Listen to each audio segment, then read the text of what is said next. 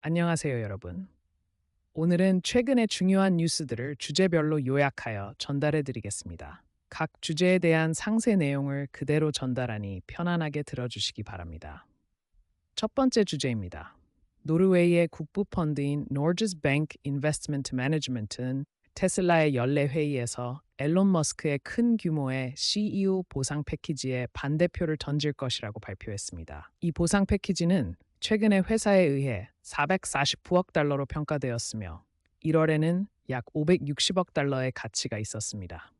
머스크의 리더십 하에 큰 가치가 창출되었음을 인정하면서도 보상의 총 규모, 성과 기반 구조, 주식 희석, 그리고 핵심 인물 리스크에 대한 대책 부재에 대한 우려를 표명했습니다. 테슬라는 올해 델라웨어주 판사에 의해 거부된 머스크의 보상 패키지를 주주들이 복원하도록 요청했습니다. 국부펀드는 테슬라 지분 0.98%를 소유하고 있으며 이는 77억 2천만 달러의 가치가 있습니다. 이 펀드는 노르웨이의 석유 및 가스 산업 수익을 투자하여 미래 세대를 위한 연금을 확보하며 1조 7,800원액 1조 6,007억 달러의 가치가 있습니다. 또한 펀드는 경영진이 반대하는 여러 주주 정책에 대해서도 찬성표를 던질 계획입니다. 두 번째 주제로 넘어가겠습니다. 우크라이나의 국방정보국은 우크라이나군이 러시아 내부의 공군 기지에서 최신 세대의 러시아 수호의 수-57 전투기를 타격했다고 발표했습니다. 구체적인 타격 방법이나 담당 부대는 공개되지 않았으나 러시아의 한 프로 전쟁 블로거는 드론에 의한 공격이라고 언급했습니다. 수-57은 2022년부터 본격적인 생산에 들어갔으며 다양한 전투 임무를 수행할 수 있는 중형 전투기입니다. 이번 공격으로 수-57이 심각한 피해를 입었으며 수리가 불가능할 경우 수-57의 첫 전투 손실이 될 것이라고 합니다. 세 번째 주제입니다. 애플은 최근 몇 년간 아이폰에 혁신적인 업그레이드를 제공하지 못했지만 이번 주에 열리는 연례 Worldwide Developer Conference에서 새로운 인공지능 AI 기능을 발표할 것으로 예상되며 이는 아이폰 16 출시 시 사용자들에게 새로운 모델로의 업그레이드를 유도할 수 있는 중요한 변화가 될 수 있습니다. 아이폰은 애플의 총 수익의 절반 이상을 차지하고 있으며 특히 중국 시장에서의 경쟁과 반독점 소송과 같은 여러 도전에 직면해 있습니다. AI 기능이 향상된 Siri, 개인 비서와 같은 소비자 중심의 업데이트가 기대되며 이러한 기능들은 오래된 아이폰 모델에서도 사용 가능할지 아니면 새로운 칩이나 빠른 프로세서가 필요한 새로운 기기에서만 작동할지 여부는 아직 불분명합니다. 애플은 또한 오픈AI와의 파트너십을 발표할 것으로 예상되며 이는 아이폰 판매와 서비스의 장기적인 성장을 촉진할 수 있습니다. 한편 미국 경제가 둔화되는 신호로 여겨지는 립스틱 지수와 같은 비공식적인 경제 지표가 다시 주목받고 있으며 미국의 화장품 판매가 증가하고 있습니다. 또한 마이크로소프트는 AI 분야에서 경쟁력을 강화하기 위해 인공지능 스타트업 인플렉션과의 거래에 대해 연방거래위원회 조사를 받고 있습니다. 네 번째 주제로 이동하겠습니다. 사우디아라비아가 국제무역을 위한 중앙은행 디지털 화폐 이니셔티브인 엠브리지 프로젝트에 정식 참여자로 합류했습니다. 이는 중국과 사우디아라비아 간의 석유 거래에 대한 현지 통화 결제 확대의 가능성을 열 수 있다고 전문가들은 말합니다. 사우디 중앙은행 엠브리지 프로젝트의 최소 실행 가능 제품 MB 플랫폼 참여자로서 합류했다고 발표했습니다. 엠브리지 프로젝트는 2021년에 국제결제은행 혁신부서, 태국은행, 아랍에미리트 중앙은행, 중국인민은행 디지털 화폐연구소, 홍콩통화청에 의해 시작되었습니다.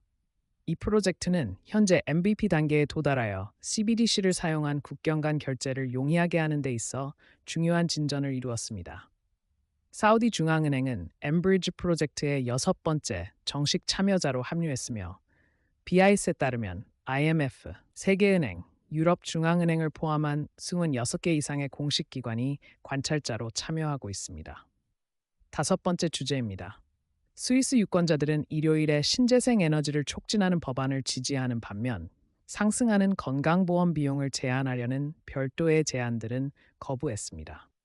2023년 가을에 통과된 연방법은 전기의 운송, 저장 및 생산을 증진시키는 조치들을 포함하며 건물에 태양광 패널 설치를 용이하게 하는 내용을 담고 있습니다. 이 법안은 비용이 많이 들고 목적에 부합하지 않는다는 반대자들에 의해 국민투표에 붙여졌지만 유권자 3분의 2 이상의 지지를 받아 내년에 시행될 예정입니다. 스위스는 기후변화와 관련하여 유럽 최고 법원과 대립해 왔으며 법원은 4월에 스위스가 지구온난화와 싸우기 위해 충분한 조치를 취하지 않고 있다고 판결했습니다.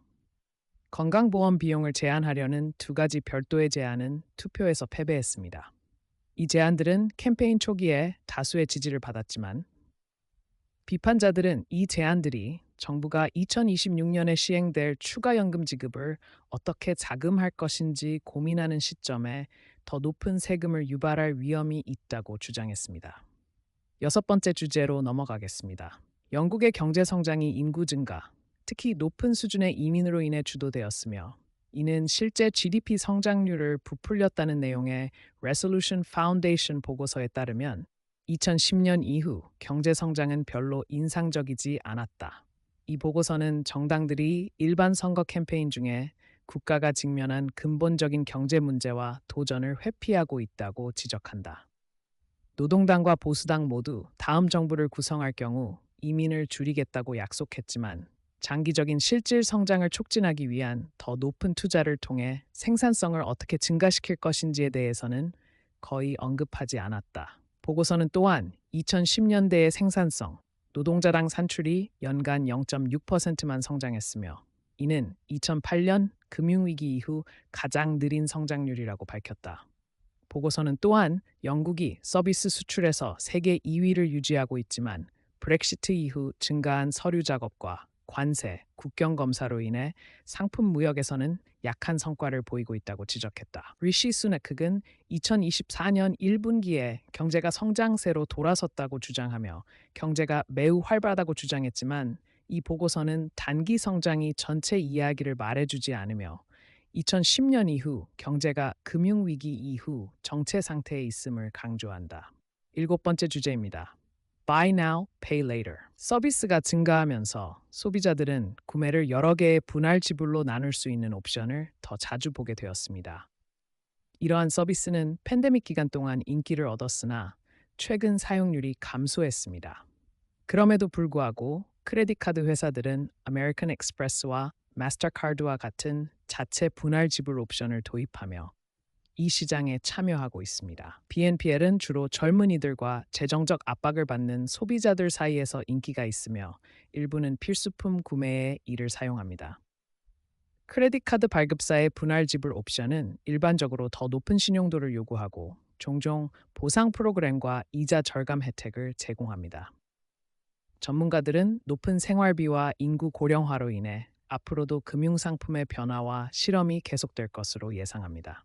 마지막으로 여덟 번째 주제입니다. 빌 포드, 포드 모터 컴퍼니의 이사회 의장은 실리콘밸리에서의 경험이 디트로이트의 미시간 센트럴 스테이션을 복원하는 계획을 세우는데 도움이 되었다고 말합니다. 이 111년 된 건물은 1980년대에 폐쇄된 후 방치되어 디트로이트의 쇠퇴를 상징하는 건물이 되었는데 포드는 이를 변화시키고 싶어 했습니다. 포드는 이베이, 이사회에서 활동한 경험과 모빌리티의 미래에 투자하는 벤처 캐피탈 회사인 폰티날리스 파트너스를 설립했습니다. 그는 미시간에서 투자할 기업을 찾는 데 어려움을 겪었지만 미시간 센트럴을 재상상하여 모빌리티의 미래를 모색하는 장소로 만들고자